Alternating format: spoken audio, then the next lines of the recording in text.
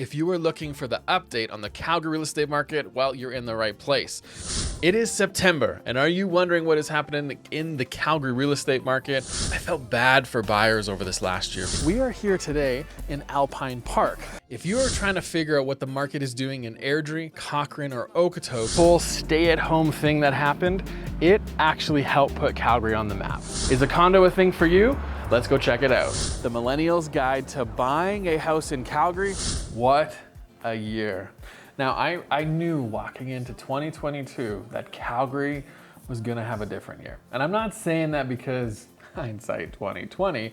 What I'm saying is we were in Canmore and we were enjoying skiing with our girls. Or we tried to at least. But the problem is our phones were blowing up over Christmas. People were calling. You subscribers who are watching this were reaching out to us. I'm moving to Calgary, we're coming. Calling about houses for sale. We had emails, we had our team reaching out. There was so much happening and it just didn't slow down. And for 2021, we felt, like it should slow down. It should probably pause. We're gonna go into this and we'll kind of take a breath and spring will be busy. But we had no idea how busy we would be. What was confusing is you had articles that were talking about how 2022 was gonna be a hot year. And then on the other hand, you had articles that were talking into saying 2021, amazing, but prices are gonna come down in 2022. And you had these differences, these different sides of the media kind of confusing consumers. Well, that didn't slow anybody down because as we walked into January, we had 45% increase in the number of sales that happened in December alone. And it just kept going. Like it was an insane market, an insane time. So many people were buying properties, so many multiple offers, and we were just getting started.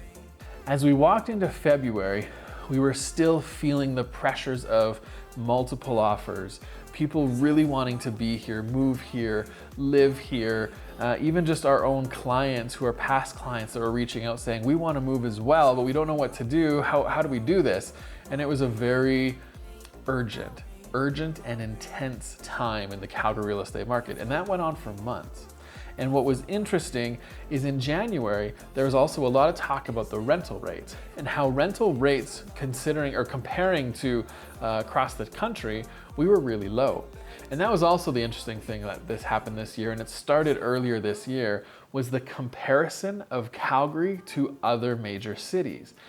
That hasn't happened before. The amount of conversations that I had where people were talking about, I live in Vancouver and I'm considering moving to Victoria or Calgary.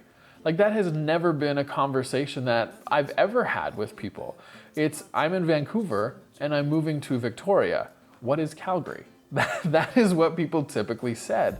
But Calgary was on a different path, on a different place, and was just in a different way of thinking because people were looking for affordability. And that caused local buyers and sellers here also a lot of stress, a lot of urgency, and a lot of them kind of just pulled back. Because as we walked into February, our inventory was down 35% compared to the month before. And we should be walking into a market where inventory is increasing, sales are increasing, but it was the opposite. Stuff was getting eaten up so fast that the inventory just couldn't climb. And it was just, it was a lot. It was very busy and it was a lot of work for sellers who were trying to prep their places. Oh, and the other thing is sometimes homes were selling for, sometimes $100,000 over asking during that time too. The prices really jumped. For Calgary's market, compared to other cities, it wasn't a massive jump, but we really did make a big jump this year in values too, and that all started earlier this year. And then we walked into March 2nd. Does anyone know what day that is? No, it's not my birthday, that's in September, now you know. No, March 2nd was the first interest rate hike that we had. And there was plenty of other ones that happened throughout the year as well. But right away, you've got articles that are saying Calgary's powering through the interest rate hike. That doesn't even mean anything. A great headline, but it doesn't mean anything because As those that watch our channel know, that interest rates don't take effect in the market till later, and sometimes 6 months later or more. And so the interest rates hikes that we've seen throughout this year, we've felt some of it so far, but we're probably gonna feel more of it next year. And we in Calgary probably aren't gonna feel it as much as other cities who are cooling off a lot quicker than we are as we head into 2023, but not about that because we're talking about 2022. But as we moved into March, that's what we saw, was that interest rate increase, and it didn't slow anybody down from buying anything in Calgary. And as we walked into April, May, and June, there was such momentum in our market. Not only was the resale market, the new home market just on fire, so were rentals. Because a lot of people, when they move to a new city, typically they rent first before they buy somewhere because they want to learn the city, get a sense of it, figure out what it is. But a lot of people just jumped into buying, but still a lot of people were renting. And so that demand tightened, rental prices increased, and a lot of those renters started considering going, why would I keep renting and start paying more rent when I have 5-10% saved? Let's go buy a house. And so that added to the fuel, that added to the fire, and that added to more people, more buyers who are interested, who didn't have product to sell, because that was a big problem. And that's why our inventory dropped so much, is because you had buyers who were buying and weren't selling anything in our market because they were selling from out of province. So it just added more demand to the supply that we currently had at that time. And not only were we seeing just this demand happening and things just feeling so busy, our team was tired. Our agents were tired. Our buyers and our sellers, especially the buyers who had lost on multiple offers, they were tired walking into the summer. And on top of that, you start seeing magazines like Money Sense putting out articles saying Calgary is the place to buy. And so it just continued and it kept going. And to be honest, it hasn't stopped because you continue to see these articles moving into the new year, into 2023. But in July 2022, a pretty big milestone hit. So typically we see anywhere from 15 to 20,000 sales a year in Calgary. Last year in 2021, we saw about 21,000 sales happen in Calgary. As of July 2022, only 7 months into the year, we hit that number, or were really close to it. We were just under it by the end of the month. So it took us 7 months to hit 21,000 sales, which took us all of 2021 to do, and that was a hot market. That was a busy market as well. And so you can kind of feel that momentum that was happening. And I know there's a lot of you that are just thinking that if the sky is gonna fall, the world's gonna collapse, we're walking into a recession. And I don't disagree. I don't disagree that things are going to get harder, but with the demand and the interest from out-of-town buyers combined with those that are needing to make moves in the city of Calgary here, there's still a lot of momentum moving into 2023. And what happens in a normal cycle is when you walk into the summer, typically real estate kind of slows down kind of after July long weekend, somewhere in there, and then it comes back mid-September. Well, we felt that. I think there was a lot of buyers, interest rates were jumping up quite a bit. People were kind of like checking out and finally going for a holiday, getting out, enjoying the sun, and that's typically what happens.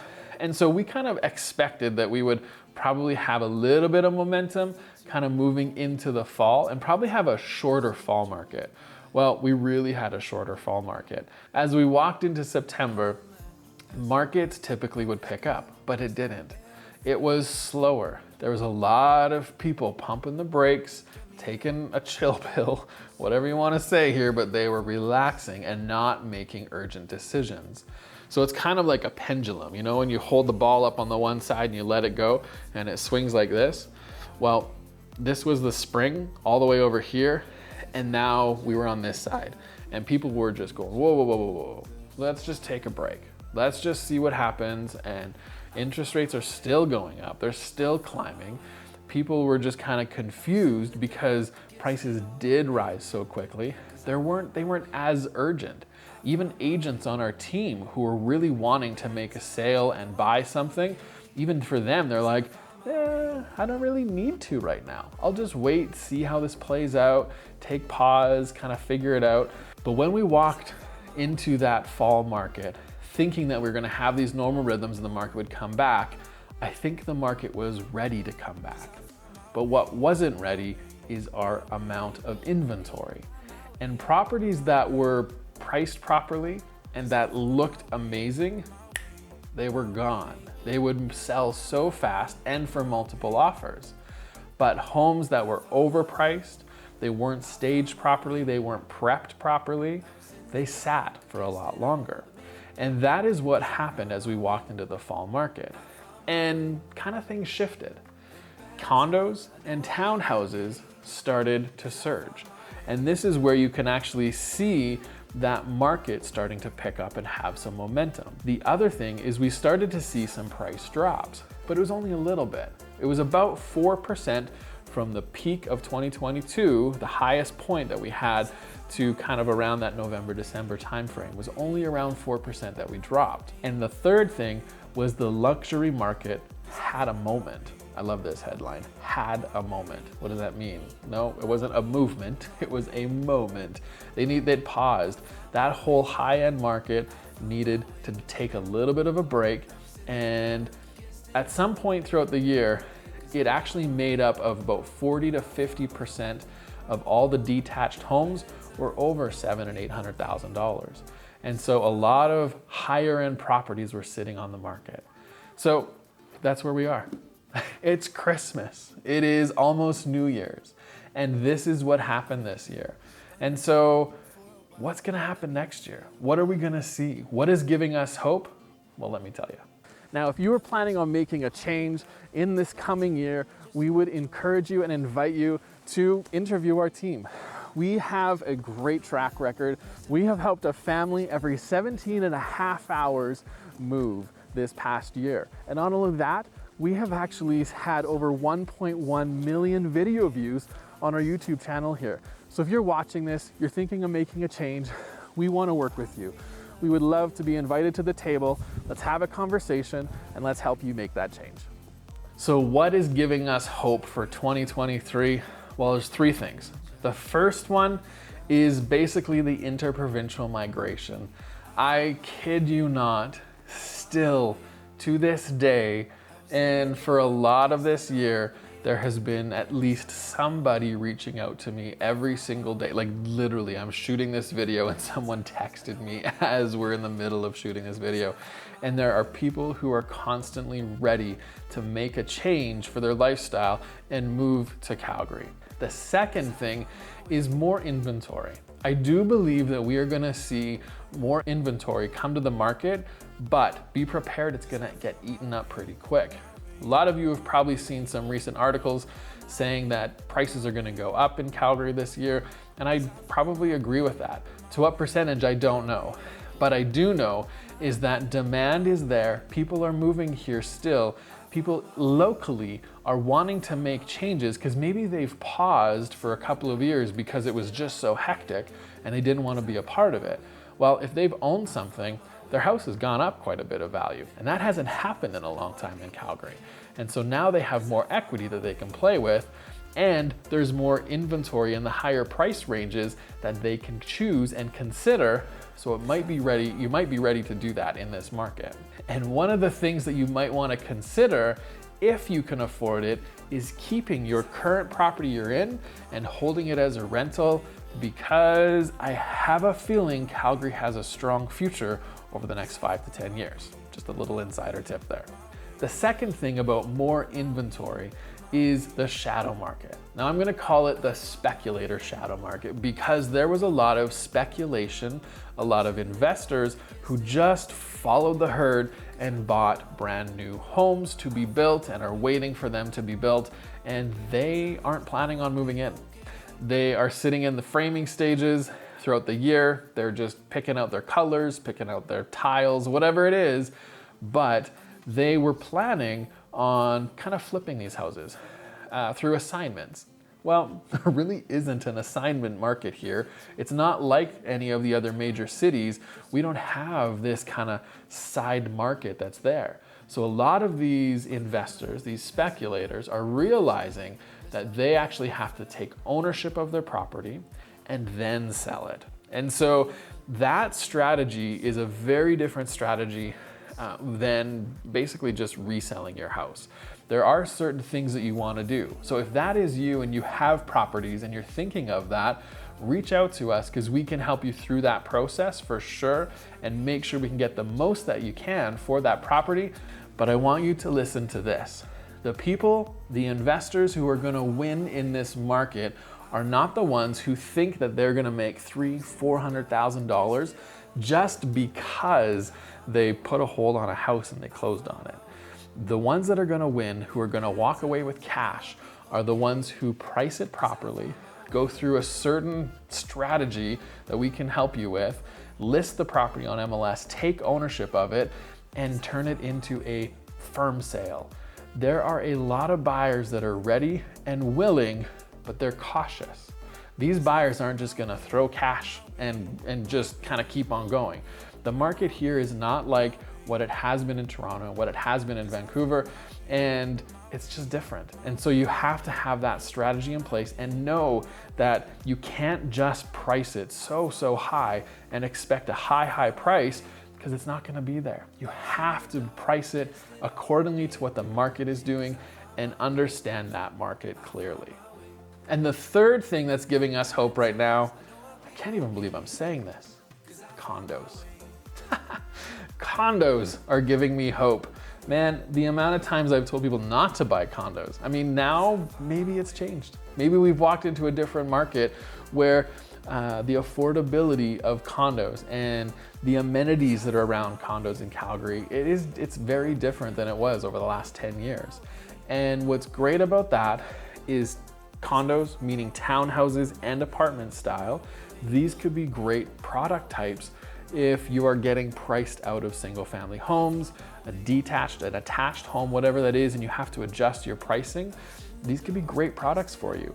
And what's interesting is I think there's gonna be a future for condos and townhouses as we move into future years, because we have people who are okay with condo living from other cities who are moving here. And so that mind shift, that mindset is going to change a little bit.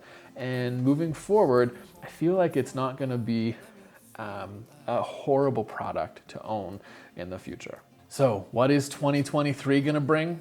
I don't really know, but what I do know is that Ontario and BC home buyers who have bought recently are gonna start feeling negative equity. And this is something they haven't felt in a very long time.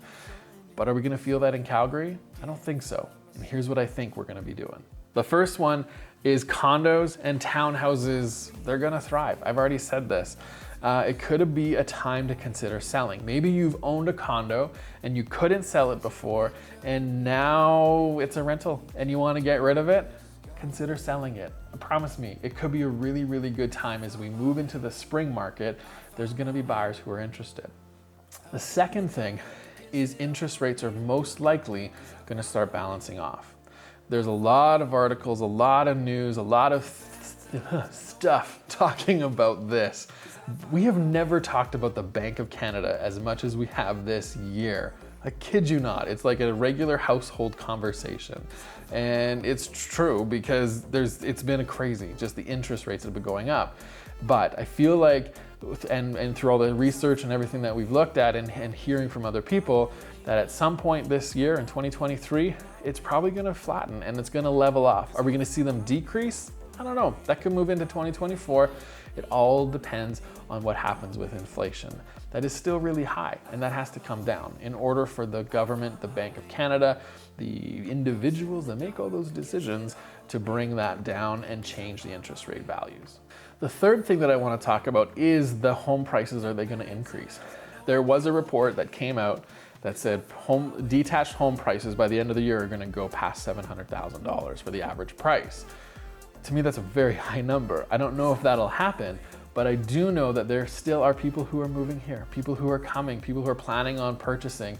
And I feel like we are one of the very, very, very few cities that are going to see at least a flat, if not an increased market in value over the next 12 months. Now, if you are planning on upsizing or you're planning on making a move, I promise you, 2023 could be your year.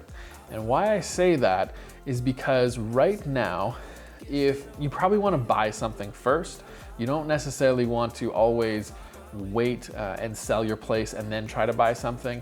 If you already own something, making the purchase first, in most cases, if it's financially viable for you and your family, it does make the most sense in most cases, because there is a shorter supply. There's less inventory right now, but a lot of that inventory is higher price ranges.